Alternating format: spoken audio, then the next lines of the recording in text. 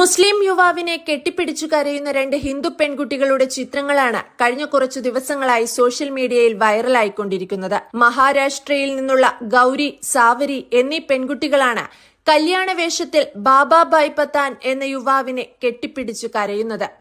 ബാബാഭായ് പത്താൻ എന്ന മുസ്ലിം യുവാവിന്റെ വീടിനടുത്തുള്ളവരാണ്.